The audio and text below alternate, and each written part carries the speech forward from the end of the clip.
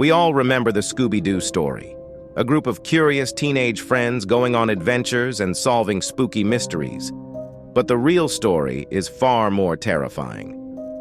It begins with Shaggy discovering Scooby Doo on his doorstep and bringing him inside to introduce him to his friends. When Velma sees Scooby, she taps into another dimension and recalls a different life. It's as if she's meeting her other self from a parallel world and remembering their shared adventures. She recalls that Scooby has killed them repeatedly in the past, creating a new world each time. Realizing that Velma's memories are accurate and that Scooby is no ordinary dog, Scooby then murders Velma, Shaggy, and all their friends once again, starting the world anew from scratch, and all their friends again, creating a new world from scratch. Watch the video to see for yourself. I didn't think it happened so soon. It's getting worse.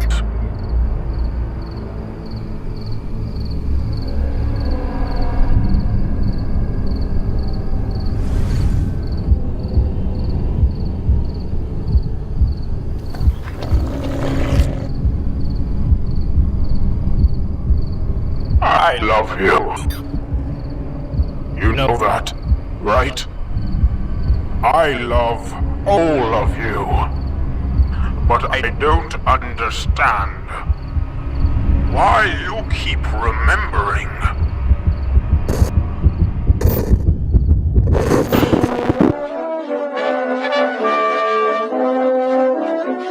We'd go solving mysteries together. It was simple. Fun, but you started overcomplicating things. You know, I never really thought of it before, but why can Scooby talk? Now that you mention it, it is a bit odd. Yeah, like, what's up with that, man? Jeepers, Velma, you might be onto something. And suddenly,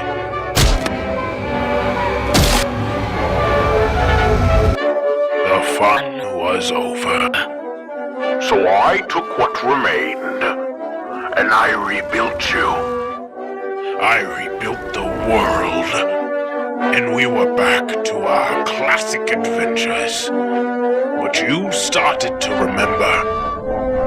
Again, and again, and again.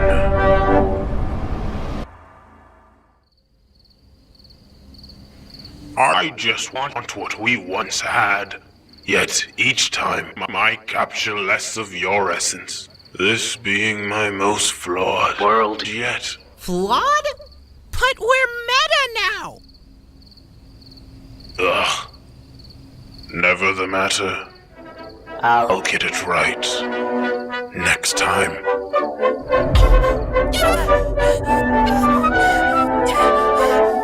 Please don't run. I don't like to chase. Did your childhood get ruined? If not, let's start with the story of Cinderella. I'm sure many of you know the story of Cinderella or have seen the movie. If you haven't seen it, I'll briefly explain it. Cinderella is about a young girl who lives with her stepmother and two stepsisters. Soon, her father dies, and her stepmother makes her a servant in the house because she's jealous of Cinderella's beauty.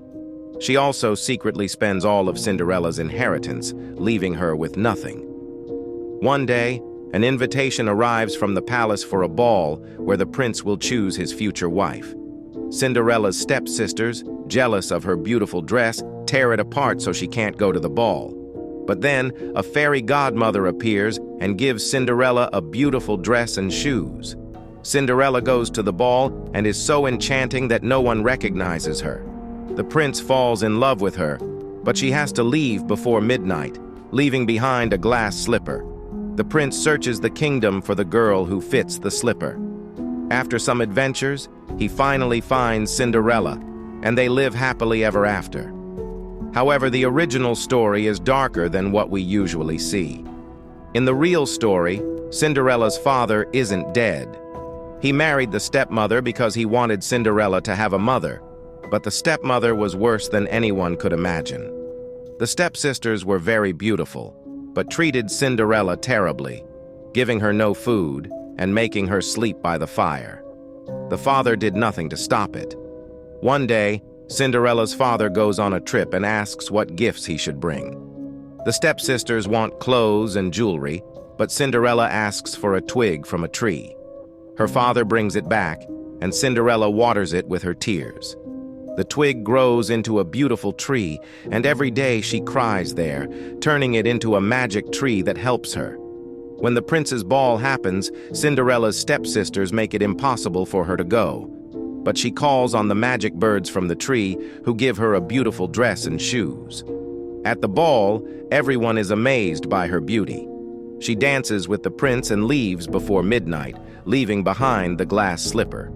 On the second night, the same thing happens, and the prince sets a trap with sticky stuff to catch Cinderella.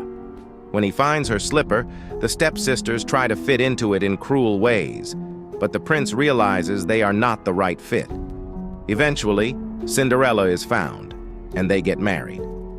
After the wedding, Cinderella's stepsisters, wanting to improve their standing, attend the wedding. The magic birds from the tree punish them by pecking out their eyes.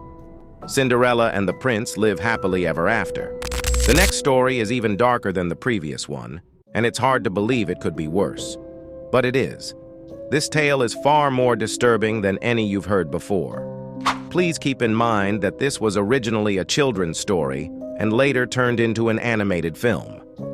Let me explain. This story is about Sleeping Beauty. If you don't remember, let me quickly recap.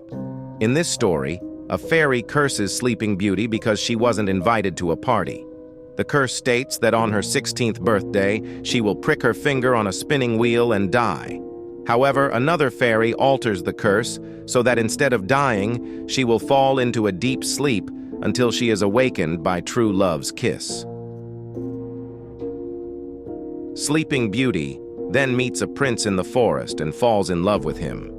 But a few days later, she pricks her finger on a spinning wheel, falls into a deep sleep, and the entire castle is put under a spell. The prince learns about this and fights the wicked fairy, kisses Sleeping Beauty, and wakes her up. They live happily ever after. However, the original version of the story is much darker and disturbing. In the real tale, Sleeping Beauty, a princess, pricks her finger on a needle and falls into a coma. Her father, not knowing she is in a coma, believes she is dead and turns the castle into a tomb for her. After a while, a prince passing by discovers the Sleeping Beauty and falls in love with her. He tries to wake her, but fails. Believing she is alive but just asleep, he decides to have sex with her while she is unconscious. Yes, that's right. The story then takes an even darker turn. Sleeping Beauty becomes pregnant with twins while still in her coma. The fairies help deliver the babies and even help her breastfeed them. One day, one of the babies accidentally sucks the splinter from Sleeping Beauty's finger, waking her up. She accepts the twins as her own, even though she doesn't initially know they are hers. When the prince returns, he is horrified by what he has done and tries to make amends. He is married with children, but his wife, the queen, grows suspicious and finds out what happened. Furious, she orders the cook to make a stew out of the twins and serve it to the prince. Thankfully, the cook doesn't follow through and instead throws the twins out, while the queen remains unaware. That night, the queen throws hints at the prince about eating his own children. The prince doesn't understand and leaves the castle in anger. The queen is satisfied, but still wants revenge. She invites Sleeping Beauty to the castle, pretending to miss her.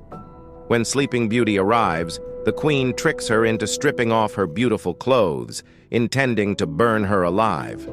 However, as Sleeping Beauty is about to be set on fire, the prince arrives just in time to save her. He then orders the execution of the queen, the royal clerk, and the cook. In the end, the cook is spared and rewarded, while Sleeping Beauty and the prince live happily ever after with their children. The story of Alice in Wonderland is quite intriguing. Let's talk more about the author and how the story came to be. The book itself can be quite strange and unsettling, and there are some theories about its meaning. If you don't remember the story or haven't seen it, here's a quick recap. It starts with Alice sitting outside while her mother is busy with schoolwork. Alice starts wandering and sees a talking rabbit with a pocket watch who keeps saying he's late. Alice follows him and falls down a rabbit hole into a bizarre and crazy world. In this strange world, Alice encounters many odd characters and situations, like talking animals and plants. One notable character is a cat who grins and appears and disappears at will. Eventually, Alice ends up in the Queen of Hearts' palace, where things get even more chaotic. After some adventures, she grows big and small by eating and drinking strange things, causing more trouble for herself. The story ends with Alice waking up to find it was all a dream. The author of this story was Lewis Carroll. He was a unique person who had some speech difficulties and might have had dyslexia, which made reading and writing challenging for him. He was a professor of mathematics at Oxford University and had a special friendship with a family that included a girl named Alice. Carroll was known for his imaginative stories and had a fondness for children, which was quite unusual for his time. He would often create stories for the children he knew. One day, he told a story about Alice that he later turned into a book. It took him about a year to write it.